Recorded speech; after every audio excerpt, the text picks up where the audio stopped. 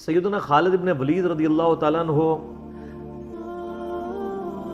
کو اللہ تعالیٰ نے مشرکین عرب سے اٹھا کے رومن و پرشین امپائر کے اوپر دے مارا. بڑی ایکسٹرا آرڈنری پرسنالٹی. نبی الاسلام کی اعلان نبوت کے بعد 19 سال تک کافر رہے ہیں. اس 19 سالوں میں موت بھی آ سکتی تھی لیکن اللہ نے زندہ رکھا ہے. حتیٰ کہ غزوہ احد کے موقع پر نبی علیہ السلام کے جو 4 دانت شہید ہوئے ہیں، جو بخاری مسلم میں آتا ہے، حضرت خالد بن ولید کی وجہ سے ہوئے ہیں. انہوں نے وہ جب درہ چھوڑ دیا تھا عبداللہ ابن جبیر اور باقی ان کے ساتھیوں نے، عبداللہ ابن جبیر نے تو نہیں چھوڑا تھا، چند ساتھیوں نے، تو یہ پیچھے سے آگے حملہ آور ہوئے اور نبی علیہ السلام کی بددعا ہے ان کے اس موقع پہ. نبی علیہ السلام کی مبارک زبان سے نکل گیا، اللہ ایسی قوم کو کیسے ہدایت دے گا جنہوں نے اپنے نبی کا چہرہ خون سے رنگ دیا. تو سورہ ال عمران میں جہاں پہ صحابہ کرام کو اللہ تعالیٰ نے گرفت کی ہے نا 60 آیات میں کہ غزوہ احد پہ تم نے یہ غلطی کی، پھر اینڈ پہ معاف بھی فرما دیا. پہلی گرفت نبی علیہ السلام پہ آئی ہے. لیس لک من الامر شیء. نبی آپ کو تو کوئی اختیار نہیں، اللہ چاہے ان کو ہدایت دے دے. ہوئے ہوئے ہوئے ہوئے. اور اسی کو ہدایت بھی مل گئی. اسی پیگن کو اللہ نے اٹھایا ہے. پیگن انگلش میں کہتے ہیں بت پرست. آپ گوگل میں جا کے لکھیں حضرت خالد بن ولید کا تعارف کہ ایک عرب کا پیگن اللہ نے اٹھا کے اسے رومن اور پرشین امپائر الٹوا دیا. پھر 19 سال تو کفر میں گزرے ان کے، اسلام میں ان کے 19 سال نہیں گزرے سر، بمشکل 10-11 سال. لیکن انہوں نے اپنے 19 سالوں کے بھی سارے گناہ دھلوا دیے، جو کچھ کیا پھر اور جو کچھ اللہ نے ان سے کام لیا. یہ ایک الگ سے تلخ حقیقت ہے کہ سیدنا خالد بن ولید سے نبی علیہ السلام کے مبارک زمانے میں بھی اور بعد میں بھی بحیثیت انسان کچھ غلطیاں ہوئی ہیں، بخاری مسلم میں رپورٹ ہوئی ہیں. لیکن کسی شخص کی چند ایک غلطیوں سے اس کا پورا پلڑا ادھر کا ادھر نہیں ہو جاتا. اللہ بھی قیامت والے دن نیکیوں اور برائیوں کو تولے گا. نیکیاں زیادہ ہوں گی تو پھر اس کو یہ نہیں کہا جائے گا کہ یہ تو نے اتنی بڑی برائی کیوں کی تھی، پھر وہ پاس ہو چکا ہے. چاہے کسی ایک سوال میں اس کے 0 نمبر بھی آئے ہوئے ہیں، پاس ہو چکا تو اس کا تانا بھی نہیں دیا جائے، نیور. تو 2-4 واقعات کو لے کے اس طریقے سے کسی بندے پہ چڑھائی کرنا یہ بالکل زیادتی ہو جاتی. سیدنا خالد بن ولید سیف اللہ ہے، اس میں کوئی شک نہیں ہے. صحیح بخاری میں جو یہ حدیث کہتے ہیں نا، یہ حدیث بڑی مشہور ہے. غزوہ موتا کے موقع پر آپ کو پتہ ہے نبی علیہ السلام نے رومن امپائر کی طرف اپنا ایک ایلچی روانہ کیا تھا، خط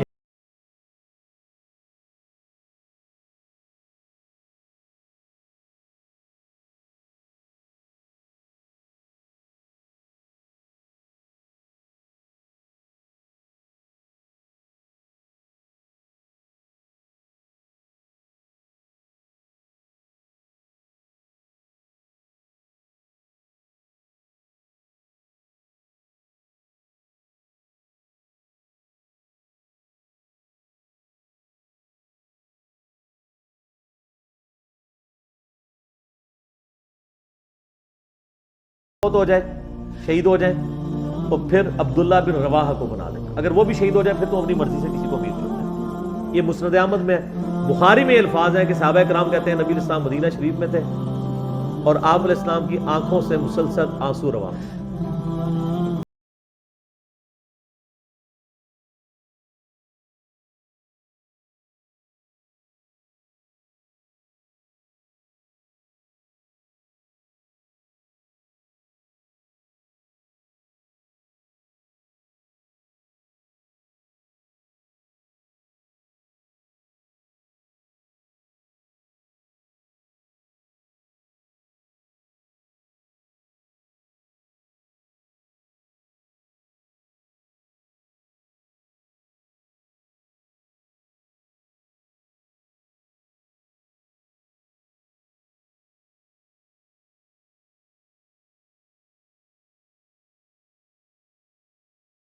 اب عبداللہ ابن رواحہ نے پرچم تھام، پھر آپ نے فرمایا اسے بھی شہید کر دیا گیا.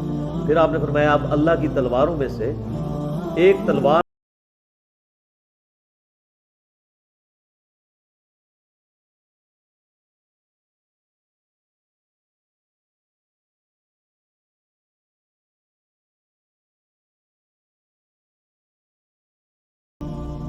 حالانکہ اس میں خالد بن ولید کا نام نہیں تھا، لیکن اس حدیث کے اوپر باب کیا باندھا؟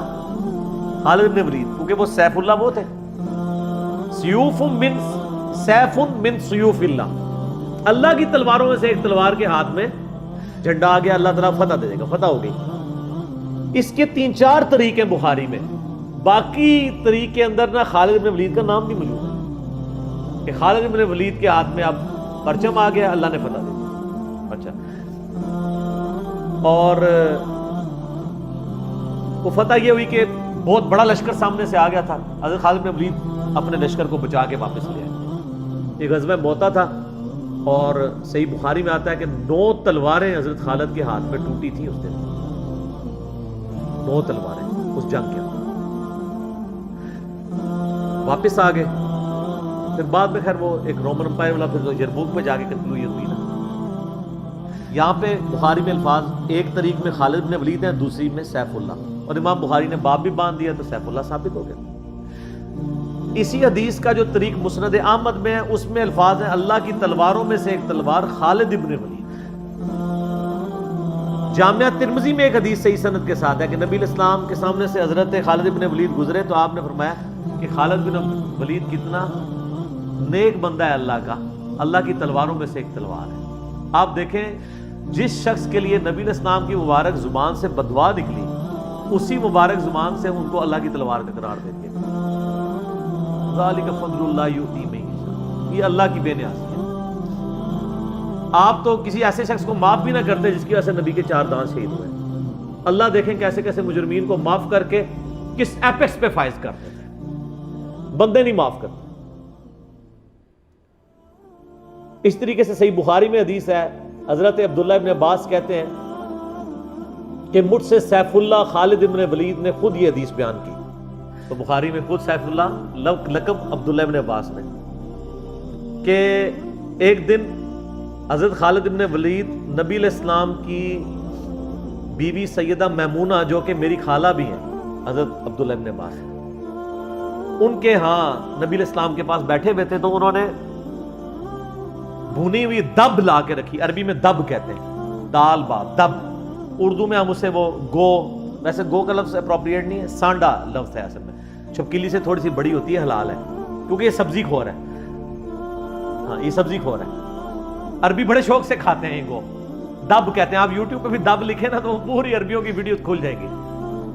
دب لا کے رکھی گئی بھنی ہوئی، تو حضرت خالد بن ولید کہتے ہیں میں بڑے شوق سے کھانا شروع کیا، اور حضور مجھے بڑے دیکھ رہے تھے ایسے، مجھے اتنے ذوق و شوق سے کھا رہے تھے، تو میں نے کہا یا رسول اللہ آپ بھی، تو آپ فرمایا کہ میرے علاقے کی غذا نہیں ہے، میں نہیں کھاتا، یعنی حرام۔ ان کا یا رسول اللہ کیا حرام ہے؟ آپ فرمایا حرام نہیں ہے، مجھے پسند نہیں۔ اس سے یہ بھی بات پتہ چلی کہ اگر کسی کو کوئی رزق پسند نہ ہو تو اس میں کوئی گناہ اور عیب والی بات نہیں ہے۔ یہاں تو کہتے ہیں جس کو کدو پسند نہیں ہے اس کی گردن اتار دو، کہنا نہ ہو۔ قاضی ابو یوسف کی طرف ایک جھوٹا واقعہ مشہور کیا ہوا ہے، وہ اللہ نے یعنی اتنی چیزیں اس لیے بنائی ہیں نا، کسی کو ایک چیز پسند ہوگی کسی کو دوسری، اس میں بھی سیف اللہ کے الفاظ ہیں۔ اس کے علاوہ صحیح مسلم میں ایک حدیث ہے، آپ کو پتا ہے ذوالخویسرہ التمیمی نجدی خبیث جس نے کہا تھا اے محمد اللہ سے ڈر اور انصاف کر، بخاری مسلم دونوں میں آتا ہے، تو آپ فرمایا اگر میں انصاف کرنے والا نہیں تو کون ہے؟ تو وہاں پہ الفاظ ہیں مسلم شریف میں، یہ بخاری میں بھی حدیث ہے، مسلم کے الفاظ ہیں کہ حضرت عمر فاروق رضی اللہ عنہ کا یا رسول اللہ اجازت ہے میں اس منافق کی گردن اڑا دوں، اور وہاں پہ الفاظ ہیں پھر سیف اللہ خالد کھڑے ہوئے، وہاں بھی لفظ ہے سیف اللہ، انہوں نے کہا یا رسول اللہ اجازت ہے، آپ فرمایا چھوڑ دو، لوگ کہیں گے یہ اپنے ساتھیوں کو مرواتا ہے، کوئی کلمہ گو تو تھا نا وہ، اس کی نسل سے بھی لوگ پیدا ہوں گے، ان کے خلاف قتال کرنے والے مخلوق کے بہترین لوگ ہوں گے۔ اور ابو سعید خدری کہتے ہیں کہ وہ حضرت علی کے زمانے میں جب یہ ظاہر ہوئے تو حضرت علی کے ساتھ مل کے ہم نے ان خوارج کے خلاف قتال کیا، تو یہ مسلم میں بھی سیف اللہ کے الفاظ موجود ہیں۔ باقی حضرت خالد بن ولید رضی اللہ تعالیٰ عنہ کی پرسنالٹی یعنی بڑی ایکسٹراڈنری ہے۔ آپ دیکھیں کہ آلموسٹ ان کی جو عمر مبارک ہے وہ بلو 45 تھی جب وہ فوت ہوئی، حضرت عمر کے دور کے، حضرت ابوبکر صدیق کے دور کے اندر وہ آرمی چیف تھے۔ وہ سر عمر سیریز پھر دیکھیں تو آپ کو پتہ چلے، انہوں نے ایک ایک چیز فلمائی ہے۔ مسیلمہ کذاب کے خلاف قتال میں کون لیڈ کر رہا تھا؟ خالد بن ولید۔ جتنے عرب کے قبائل مرتد ہوئے ہیں ان کے خلاف حضرت خالد بن ولید کو بھیجا، اور اس کے بعد پرشین امپائر کا جب جہاد شروع ہوا ہے تو شروع کی ساری مہمات میں حضرت خالد بن ولید تھے. تو کرتے کرتے اس دوران کچھ واقعات رپورٹ ہوتے تھے ایسے. حضرت ابوبکر صدیق سے حضرت عمر مخالفت کرتے تھے. وہ کہتے تھے یہ اپنی طرف سے کچھ ڈسیزن کر لیتا ہے, اس کو چاہیے کہ امیر کی اطاعت کرے. تو حضرت ابوبکر صدیق کہتے تھے کہ اگر وہ میرے حکم کا انتظار کرے گا تو 1 مہینہ تو خط پہنچنے میں لگے گا, ایک جانے میں اس وقت تک اس کے ہاتھ سے موقع ہی نکل جائے. تو میں نے اسے اختیار دیا ہوا ہے, کوئی موبائل فون یا کوئی اس وقت واٹس ایپ تو ہے نہیں تھا. لیکن حضرت عمر ذرا ڈسپلن کے بہت سخت تھے. وہ کہتے تھے اس طرح ان کو خود ڈیسیژن نہیں لینا چاہیے, کیونکہ اس میں 1-2 مسئلے ان سے مس ہینڈل بھی ہو گئے. تو جب اتنے بندہ کام کر رہا ہوتا ہے 1-2 مسئلے تو مس ہینڈل ہو جاتے ہیں. ہم سمجھتے ہیں مس ہینڈل ہونے کا مطلب ہے 0 سے ملٹیپلائی. ایک طبقہ یہ سمجھتا ہے, دوسرا کہتا نہیں کہ چونکہ اس کی شان بہت ہے لہذا مس ہینڈل ہو نہیں سکتا. یہ دونوں ایکسٹریم ہیں. وہ پیغمبر ہی ہے جس کو اللہ تعالی نے رول ماڈل بنایا ہے, وہی بیلنس ہے. تو پھر جنگ یرموک کا موقع جب آیا, رومن امپائر کے خلاف فیصلہ کن جنگ تھی, جو عین میدان جنگ میں حضرت بکر صدیق فوت ہو گئے. حضرت عمر نے پہلا ڈیسیژن یہ کیا کہ خالد بن ولید کو آرمی چیف کے عہدے سے معزول. ہائے ہائے سر, بالکل آپ آخری اوور چل رہے ہو اور آپ کا جو پلیئر سینچری پہ سینچری مار رہا ہو, آپ اس کو کہیں اس کو واپس آ جاؤ اور ایک نیا پلیئر بھیج دیں. جو کریز پہ سیٹ تھا اس کو آپ واپس بلا دیں. یہ وہ شخص کر سکتا ہے جس کا خدا پہ یقین ہو. تو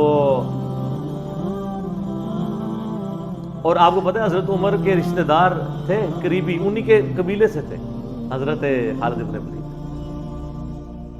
حضرت خالد بن ولید کو پتہ تھا کہ یہ اگر عمر خلیفہ بنے گا نا تو پھر میرا معاملہ پہلے ہوگا. اور وہی ہوا. ابو عبیدہ اپنے جرح کو بنا کے بھیج دیا. لوگوں میں بڑی چیمہ گوئیاں شروع ہوئی کہ لو جی سب سے بڑی آرمی کے خلاف جنگ ہو رہی ہے, سب سے بڑی سپر پاور, اور عین میدان جنگ میں یہ ڈیسیژن کر دیا ہے, اگر مسلمان ہار گئے پھر کیا ہوگا, یہ وہ اللہ نے فتح دے دی. فتح ہوئی تو اب جب لوگ آ کے مبارک باتیں پیش کر رہے ہیں, پھر حضرت عمر نے آ کے مسجد نبی کو خطبہ دیا. انہوں نے کہا خدا کے لیے میں تم سے یہی تو چیز ختم کرنا چاہتا تھا کہ یہ فتوحات خالد کی وجہ سے نہیں ہو رہی, رب خالد کی وجہ سے ہو رہی ہے. کل کو خالد نہیں رہے گا تو تم کیا سمجھو گے کہ اسلام ختم ہو جائے گا؟ اسلام نے تو آگے چلنا ہے. ٹھیک ہے. پھر انہوں نے کہا میری دوسری حکمت یہ تھی کہ مجھے پتا ہے کہ اب یہ رومن امپائر مسلمانوں کے پاس آ جائے گی, بیت المقدس بھی فتح ہو گیا پھر بعد میں. تو خالد بن ولید جو ہے یہ جنگ کی فیلڈ کا ماسٹر ہے, اور جب کوئی علاقہ فتح ہو جاتا ہے پھر کسی جنگجو کی وہاں گورنر لگانے کی ضرورت نہیں ہوتی, بلکہ کسی ایسے شخص کو گورنر لگانے کی ضرورت ہوتی ہے جو ہیومن انسٹنکٹ سے واقف ہو, جس کو ہیومن مینجمنٹ آتی ہو. تو خالد تو ہمیشہ تلوار کے ساتھ ہی کھیلا ہے, اس کو ہیومن مینجمنٹ نہیں آتی. تو میں نے اس شخص کا انتخاب کیا ہے جس کو سب سے زیادہ رسول اللہ صلی اللہ علیہ وسلم کی صحبت کا شرف حاصل ہے. اور بخاری مسلم میں حدیث ہے کہ نبی علیہ السلام نے فرمایا کہ ہر نبی کے ساتھ ایک امین ہوتا ہے,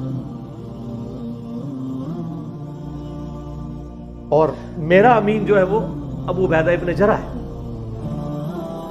ان کو پھر یعنی یرموک میں حضرت عمر نے یعنی آرمی چیف لگایا اور فتح ہوئی. اس کے بعد بیت المقدس بھی فتح ہو گیا, کیونکہ ابو عبیدہ جو ہے وہ شروع کے مسلمانوں میں سے ہیں, مکی دور کے. اب بعد میں لوگوں کو اسلام سکھانا تھا تو ایسے بندے کی ضرورت تھی نا. تو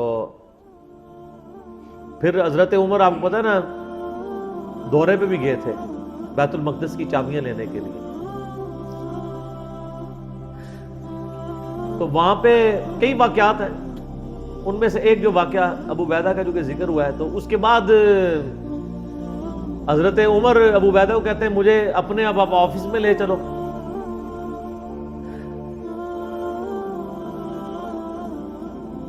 دنیا کی سب سے بڑی سپر پاور فتح کی ہو جس بندے نے, آپ سمجھیں کہ ایک بندے نے امریکہ فتح کیا ہے, کسی جنرل نے, واشنگٹن ڈی سی میں اس کا آفس تو ہونا چاہیے.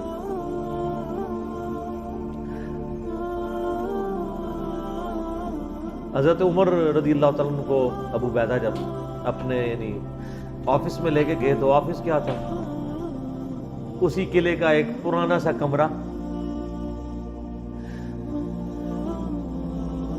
جس کے ایک کونے کے اوپر مسلح بچھا ہوا ہے, ایک وضو کی جگہ ہے لوٹا پڑا ہوا ہے. یہ کل کائنات ہے. اس آفس کی جو سب سے بڑی سپر پاور کو جس بندے نے گرایا ابو عبیدہ ابن جراح. حضرت عمر رضی اللہ تعالیٰ عنہ کی آنکھوں میں آنسو آ گئے. انہوں نے فرمایا کہ دنیا نے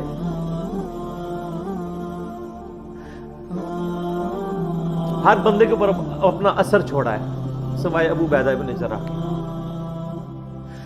دنیا سے شکست نہیں دے سکی. دنیا سے مراد دنیا کی محبت. ہر بندے نے اپنا حصہ لے لیا.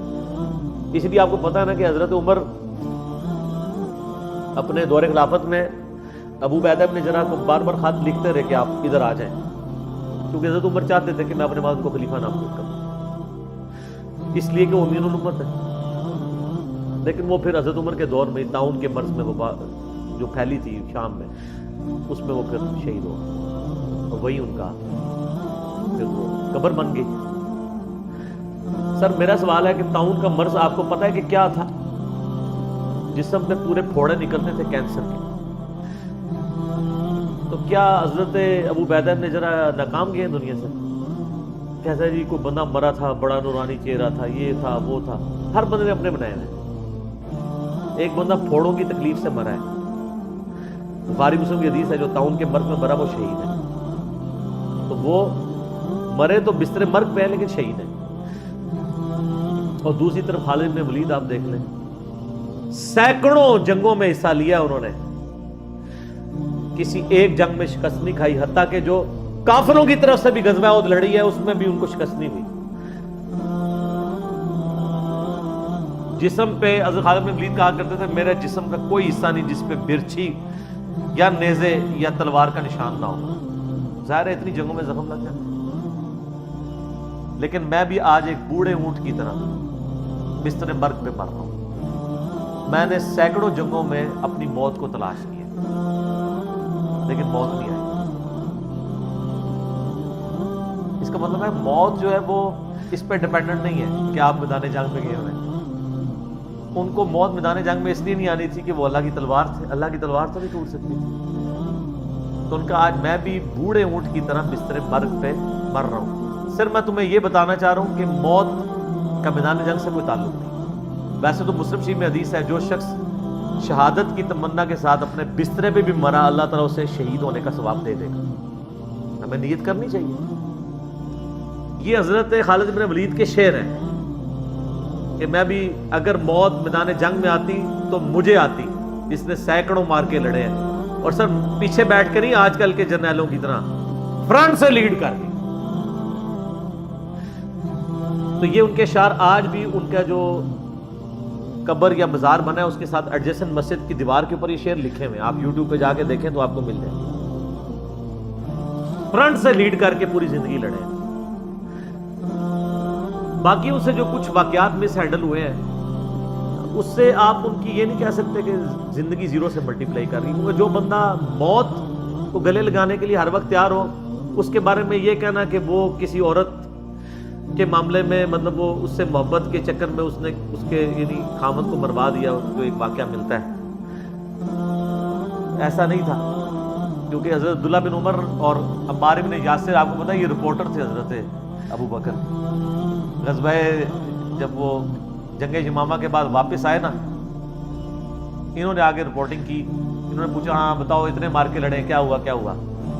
تو عمار بن یاسر نے کہا کہ اللہ کی قسم آپ جنگ یمامہ تو جیتی حضرت خالد بن ولید کی وجہ سے. پہلے تو پسپائی ہو گئی تھی, 700 وفات شہید ہو گئے. حضرت خالد بن ولید اکیلے آگے چلے گئے جسے روپ پڑا تھا. تو انہوں نے کہا کہ اے امیر المومنین, خالد ہم میں سے اگر کوئی شہید ہوتا سب سے پہلے خالد ہوتا. یہ ہر جنگ میں سب سے پہلے آگے جا کے لڑتے تھے, اور اگر کوئی سب سے پہلے دشمنوں کے تیروں اور نیزوں کا شکار ہوتا تو خالد بن ولید ہوتا. تو جب جس بندے کی زندگی کی کمٹمنٹ کا لیول یہ ہو نا, اس کے لیے عورتوں کا شگف کوئی شگف نہیں ہوتا. جب بندہ جان ہتھیلی پہ رکھ کے جا رہا ہو, سر یہ ہماری سچویشن نہیں ہے. تو وہ آپ کسی بندے کی اجتہادی خطا یا کہیں پہ کوئی اس کا مسئلہ وہ ایک علیحدہ بات ہے. اوورآل جو بندہ اتنا کمٹمنٹ کے ساتھ لڑ رہا ہو اس کے بارے میں بدگمانی نہیں کی جا سکتی.